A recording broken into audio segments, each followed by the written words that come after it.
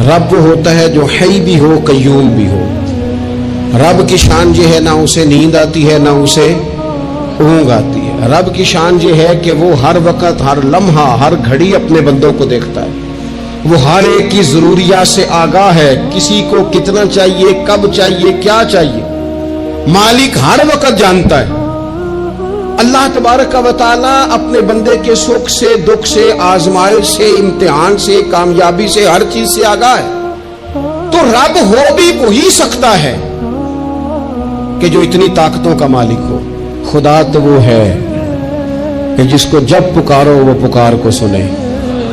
وہ میدان میں بھی سنے, وہ گھر میں بھی سنے, وہ اندھیرے میں بھی سنے, وہ روشنی میں بھی سنے. وہ ایسا مالک ہے کہ جس کا دیا ہوا رزق ماں کے پیٹ میں بھی پہنچے اور اس کی دی ہوئی زندگی قبر میں بھی بندے کے ساتھ چلی جائے. قبر کے اندر بھی بندہ اٹھ کے بیٹھ جائے خدا کی دی ہوئی توفیق سے. وہ رب ہے. میں, آپ یقین کریں, کبھی کبھی محو حیرت ہو جاتا ہوں. میں سوچتا ہوں ہم لوگوں کو محنت کر کے دین حاصل کرنا پڑتا تو بڑا مشکل تھا. بڑے بڑے پڑھے لکھوں کی عقلوں پہ پردے پڑے ہوئے ہیں. یہ تو خدا نے رحمت کی ہے, پیدا ہی اس ماں کی گود میں ہوئے ہیں جس نے پیدا ہوتے ہی کہا بیٹا پڑھو بالغ الغلا بکمالہ کشفت دجا بجمالہ حسنت جمیع خصالہ صلو علیہ وآلہ. ہمارے ہاں تو لوریاں ہی حضور کی نعتوں کی, اللہ تبارک و تعالیٰ کی توحید کی ملی, اس پر سجدہ شکر ادا کرنا. ورنہ بڑے بڑے سمجھدار کہلانے والے لوگ بڑے ہوئے. ہمارے یہاں ٹوٹتے بکھرتے لوگوں کے خیالات, اور جس چیز سے سب سے زیادہ لوگ پیچھے ہٹتے جا رہے ہیں معاذ اللہ تعالیٰ, وہ یقین کی کمزوری ہے, عدم اعتماد. یعنی آپ نے سوٹ پہن لیا ہے, آپ نے اپنی مرضی کا رنگ پسند کیا ہے, آپ نے اپنی مرضی کے درجے سے سلوایا ہے, آپ نے اپنے طریقے سے اسے استعمال کیا ہے, لیکن پھر بھی آپ چاہتے ہیں کہ ہر بندہ کہے بڑا اچھا لگ رہا ہے. جب تک 100 بندہ نہ کہے طبیعت مطمئن ہی نہیں. سارے نہ جب تک کہے مان, کسی ایک نے کوئی بات کر دی تو جناب وہ سیانا بیانا نوجوان پڑھا لکھا وہ کہتا ہے پتہ کرو میں ٹھیک نہیں لگ رہا. تو آپ چھوڑ دیں, اتنے کمزور ہو جائیں گے آپ. یہی حال اللہ ماشاءاللہ خواتین کا ہے. اس طرح تو انسان دن بہ دن کمزور ہوتا ہے. 95 لوگوں نے آپ کی تعریف کی, 4-5 لوگوں نے تنقید کر دی, تو اتنوں کو تو کرنی بھی چاہیے تھی. اگر نہ کرتے تو نظر لگ جاتی. 2-4 تو ویسے بھی ہونے چاہیے, تبھی تو انسان جچتا نظر آتا ہے. تو میرے بھائی اتنا زیادہ جو لوگ کمزور پڑ جاتے ہیں, توکل سے نکل آتے ہیں, اور پھر ذرا حالات خراب ہوئے نہیں, ذرا ساری زندگی میٹھا کھانے کو ملا, بڑے خوش تھے, بڑے اچھے تھے, لیکن اس میٹھے میں سے ایک بادام کڑوا نکل آیا, صرف ایک بادام, تو کیا آپ اس سارے میٹھے کو ہی غلط کہہ دیں گے؟ بھئی نکل ہی آتا ہے, کبھی کچھ ایسا ہو بھی جاتا ہے, نہ چاہتے بھی ہو جاتا ہے. موڈ خراب کر لیں گے آپ, حد کر دیں گے. میں ایک دفعہ ایک ہوٹل میں تھا, دوستوں کے ساتھ کھانے کے لیے انہوں نے پیغام دیا, تو پلیٹ آ گئی کھانے والی, تو وہ تھوڑی صاف نہیں تھی. تو صاحب نے تو جلال شروع کر دیا, وہ ویسٹ کوٹ سیدھی کرتے جائیں اور کہیں وہ تمہیں پتہ ہی کوئی نہیں, پیسے کس بات کے لیتے ہیں, بلاؤ مینیجر کو, بلاؤ فلانے کو, حد نہیں کر دینی. باقی سب انہیں سمجھا رہے تھے تو میں ہنس رہا تھا. وہ آ گئے بیچارے, تو میں نے ان سے کہا آپ جائیے, اللہ تعالیٰ خیر کرے گا, ہم ان کو راضی کر لیتے ہیں. بات مکمل ہوئی تو مجھے کہتے ہیں کہ آپ جو ہنسے ہیں اس سے مجھے غصہ آیا. میں نے کہا آپ کو غصہ ہی دلانے کے لیے میں ہنسا تھا. او خدا کے بندے, 4000 روپے کی تو نے روٹی کھانی ہے, اور جتنی گھر میں تیری بات مانی جاتی ہے وہ میرا خیال ہے ہمیں پتہ ہی ہے. یہ آپ جو جھوٹا انا کا بت بنا رہے ہیں نا, جھوٹا, یہ آپ کے اندر کی کمزوری کو ظاہر کر رہا ہے کہ آپ کمزور آدمی ہیں. آپ کو جھوٹا پریشر ڈال کے عزت بنانے کا شوق ہے. آپ باتوں کے سہارے جان بوجھ کے اپنا قد اونچا کر رہے ہیں. یہ قد آپ کا ہے نہیں, اس لیے کہ قد اونچا ہوتا تو یہ تو ہلکی سی پلیٹ کی بات ہے. اور آپ نے ایک آدمی کو جس طرح سے رسوا کر دیا, ابھی وہ جائے گا اس کی کلاس لگ جائے گی, ہو سکتا ہے اس کی تنخواہ کٹ جائے, ممکن ہے بیچارے کو چھٹی ہو جائے. اگر آپ کا قد اونچا ہوتا تو پھر رنگ اور ہوتا, پھر آپ اسے کہتے کہ رب میری بڑی معاف کرتا ہے, میں بھی کئی لوگوں کی معاف کر دوں گا. لیکن یہ تو جھوٹی انا کے لوگوں نے, ہمارے اندر وہ جو یقین کی کمزوری ہے. ہمارا کیا, دیکھو عزت اللہ دیتا ہے, وہ کہانیاں بنا کے لینی ہے, لوگوں کے سامنے اپنا جعلی روپ پیدا کر کے لینی ہے. کبھی بھی یہ کام نہ کریں، یہ انسان کو کمزور کرتا ہے۔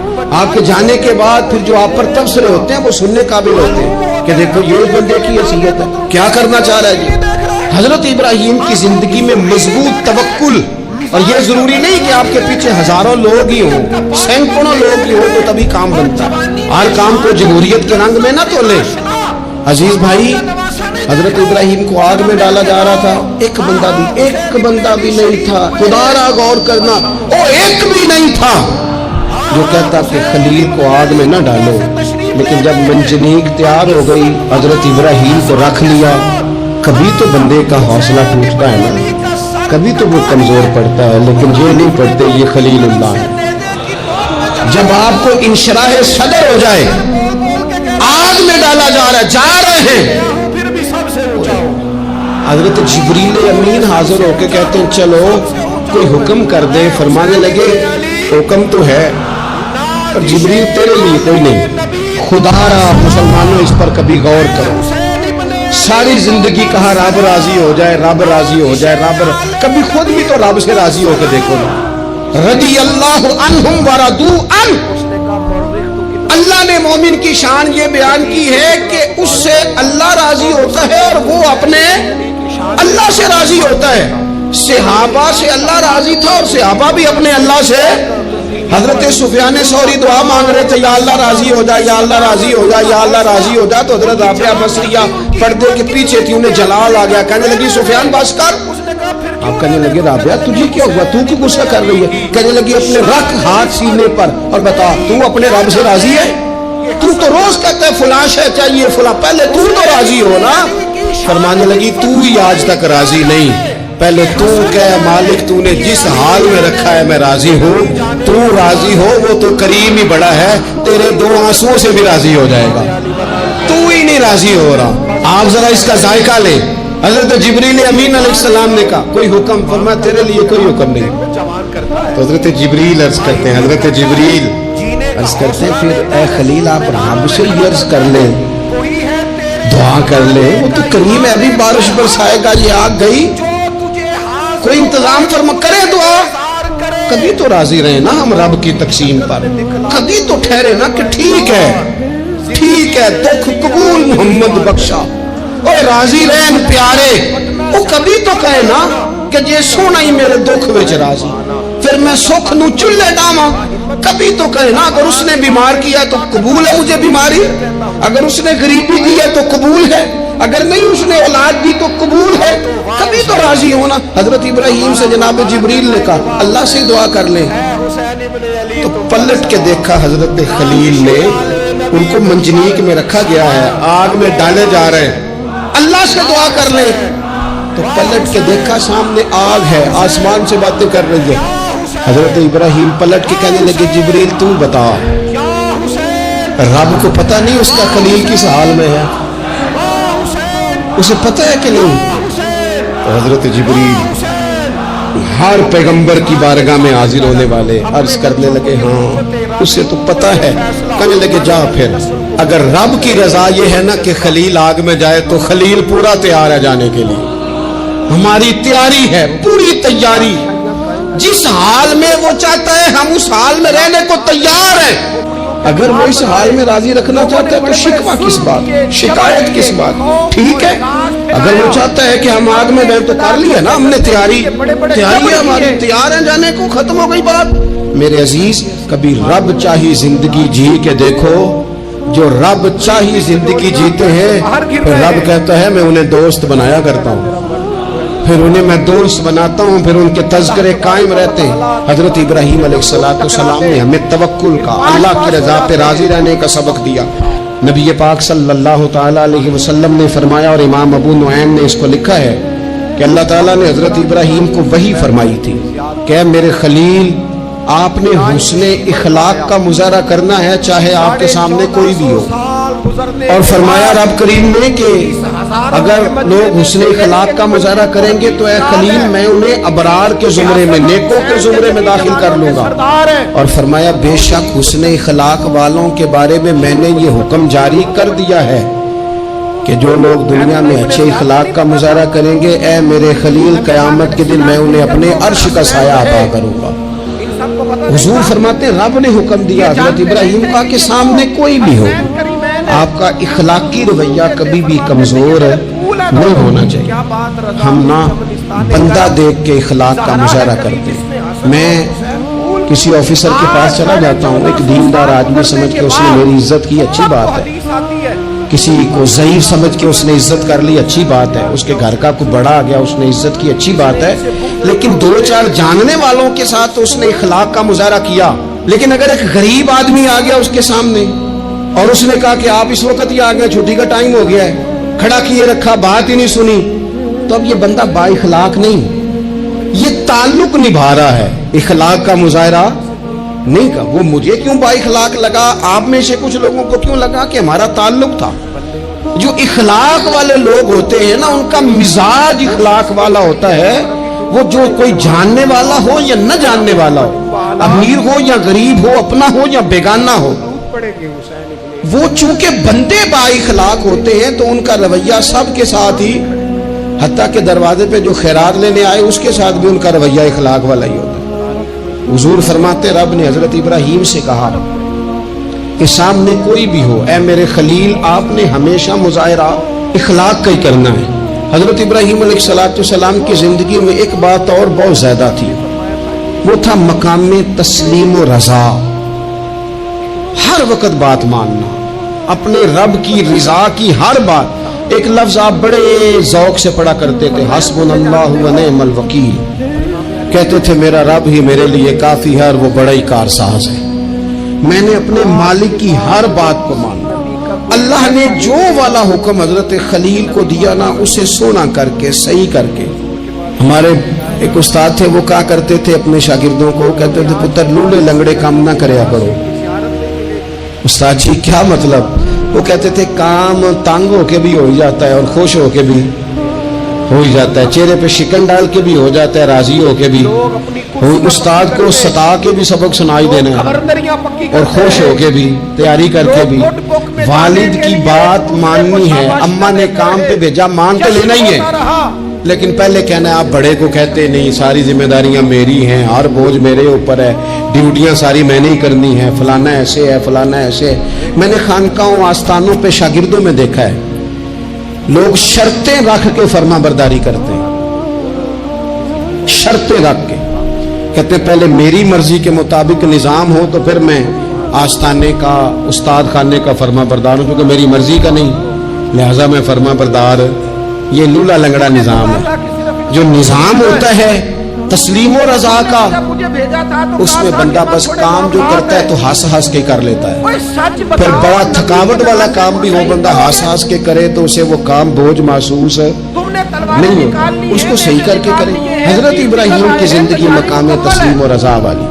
तीसरी बात, हजरत इब्राहिम अलैहिस्सलाम की जिंदगी में जो बहुत ज्यादा है ना, वो पता क्या है? हजरत इब्राहिम मेहमान नवाज बड़े थे, सखी बड़े थे। हजरत इब्राहिम अलैहिस्सलाम के बारे में नबी पाक सल्लल्लाहु तआला अलैहि वसल्लम ने फरमाया, सबसे पहले जिस बंदे ने किसी की मेहमान नवाजी की थी ना, वो हजरत इब्राहिम अलैहिस्सलाम। इसका एक माना उलमा ने यह भी इस हदीस का बयान किया कि जिसने सोनी करके, मुसज्जा करके, खूबसूरत करके, तैयार करके, इज्जत के साथ, आनर के साथ किसी मेहमान को सबसे पहले किसी ने इस एहतमाम से खाना खिलाया, वो हजरत इब्राहिम अलैहिस्सलाम। जबरदस्त मेहमान नवाज थे, जबरदस्त। अपने घर के 4 दरवाजे बनाए हुए थे, 4, और फरमाते थे मेरी ख्वाहिश है कि चारों तरफ से मेहमान आए, रोटियां पकती रहें, दुनिया खाती रहे, दुनिया आवे खा खा जावे, राजी होवे बुल्ला, आए लोग खाएं, ये मेरी ख्वाहिश है। रोटी खिलाओ, रोटी खिलाओ, रोटी खिलाओ, लंगर खिलाओ। हुजूर सल्लल्लाहु अलैहि वसल्लम से पूछा गया, या रसूलल्लाह बेहतरीन मुसलमान कौन है? तो हुजूर ने फरमाया जो सलाम लेने में पहल करे और खाना ज्यादा खिलाए। खाना खिलाए, जो जिसका मिजाज हो खाना खिलाने का, तबीयत हो खाना खिलाने। हजरत इब्राहिम अलैहिस्सलाम इतनी मेहमान नवाजी करते कि नबी पाक सल्लल्लाहु अलैहि वसल्लम ने फरमाया, यह तरगीब व तरहीब में मौजूद है। हुजूर अलैहिस्सलाम ने फरमाया कि अल्लाह ताला ने हजरत इब्राहिम अलैहिस्सलाम से एक दफा फरमाया, इब्राहिम ये जो आपको अपना खलील बनाया है ना, ये इसलिए बनाया है कि आपके दिल मखलूक के हक में बड़े नरम है, आप मेहमान नवाजी बड़ी करते हैं اور کبھی کبھی مشکل حالات ہوتے نا، ٹف حالات، ان میں بھی مہمان نوازی کرتے، ان میں بھی پانی پلاتے، کھانا کھلاتے، لوگوں کو اس دور کی ضروریات کے مطابق لوگوں کو دیکھتے۔ ہمارے نا پورا باب ہے حدیث پاک میں بخاری مسلم میں کہ بندہ ہمیشہ دل کا غنی ہوتا ہے۔ دلوں میں کبھی گنجائش بن جائے نا، دلوں میں، تو جیبوں میں بھی اللہ بنا ہی دیتا ہے۔ اپنے دلوں میں گنجائش بنائیں لوگوں کے لیے، اپنی طبیعتوں میں گنجائش۔ ہماری طبیعتوں میں گنجائش نہیں ہوتی، اللہ تعالیٰ بعض بندوں کو نواز دیتا ہے، انہیں چاہیے کہ وہ گنجائش رکھے، کشادہ کریں اپنے دل کو، سینے کو۔ حضرت ابراہیم علیہ السلام نے نا ایک دفعہ قحط ہو گیا تھا، تو مہمان تو اب آئے بیٹھے تھے، بلکہ ان دنوں میں مہمان زیادہ بڑھ جاتے ہیں، کئی دفعہ زیادہ لوگ آ گئے ہیں۔ اب وہ قحط کا زمانہ تھا، بہت ساری جگہوں پہ فصل ہی نہیں تھی، اناج ہی نہیں تھا، تو مہمان زیادہ ہو گئے۔ اب حضرت سارہ جناب ہاجرہ گھر میں موجود ہے اور لوگوں کی لائنیں لگی ہوئی ہیں۔ حضرت ابراہیم علیہ السلام کا مصر میں ایک دوست تھا، حضرت حکیم الامت نے اس کو لکھا ہے، آپ نے نا اس کو کچھ سامان بھیجا، بوریاں بھیجی، فرمایا یار تیرے پاس گندم ہے تو ذرا گندم کی بھر دے بوریاں، مہمان بڑے آ گئے ہیں، روٹی کھلانی ہے لوگوں کو۔ حضرت ابراہیم نے وہ چند بوریاں اپنے اس مصری دوست کی طرف بھیجی کہ گندم کی بھر دو، مہمان زیادہ آ گئے ہیں تو یہاں تو قحط ہے۔ اب وہاں جب گئے لینے کے لیے خدام اونٹ لے کے، بوریاں لے کے، تو اس نے کہا جی غلہ تو یہاں بھی ختم ہو گیا، اب یہ خالی بوریاں لے کے واپس آ رہے ہیں۔ اب ان جانے والے خدام کو بھی پتا تھا، جو قریب رہنے والے ہوتے ہیں وہ خانقاہوں کے، آستانوں کے، مدارس کے، مراکز کے مزاج سے بھی آگاہ ہو جاتے۔ ان کو پتا تھا کہ اب مہمان تو بیٹھے ہیں بیسیوں، درجنوں، سینکڑوں، تو سب کو پتا ہے کہ بھئی گندم آ رہی ہے، مصر سے آنا ہے تو کھانا ملنا ہے۔ اب بوریاں جب خالی آئیں گی تو بڑا مسئلہ بن جائے گا، ان کے تو دل کمزور پڑ جائیں گے۔ انہوں نے کہا کہ تسلی دیتے ہیں، ان کو تسلی دیتے ہیں۔ رستے میں نا کچھ ریت بوریوں میں بھر لی تاکہ فوری طور پہ دیکھنے والے پریشان نہ ہوں، ریت بھر کے لے جاتے ہیں اور پھر جا کے آرام سے رکھ دیں گے۔ پھر حضرت ابراہیم سے گزارش کریں گے، غلہ نہیں ملا، وہ ایک خوبصورت سا آواز کریں گے، لوگوں کو دلوں کو تسلی ہو جائے گی اور پھر اگلا بندوبست کر لیں۔ اب وہ بوریاں ساری کی ساری ریت سے بھری رکھی۔ حضرت مفتی احمد یار خان صاحب رحمۃ اللہ علیہ نے لکھا ہے کہ وہ بوریاں لا کے جب لوگوں نے آتے دیکھی بوریاں، تو طبیعت لوگوں کی کئی دنوں کا کھانا نہیں کھایا تھا، حشاش بشاش ہو گئی، بچے بوڑھے بیمار سبھی کے دل تسلی میں آ گئے کہ آج کھانا ملے گا۔ بوریاں کونے میں رکھ دیں۔ حضرت ابراہیم آرام فرما تھے کہیں یا کسی ذکر و فکر کی مصروفیت میں مشغول تھے، ظاہراً انہیں بتایا نہ گیا۔ اب وہ جہاں گندم رکھی جاتی تھی وہاں جا کے وہ ریت کی بوریاں رکھ دیں۔ وہ خدام وہاں سے ہٹ گئے چونکہ وہ گھر کا حصہ تھا۔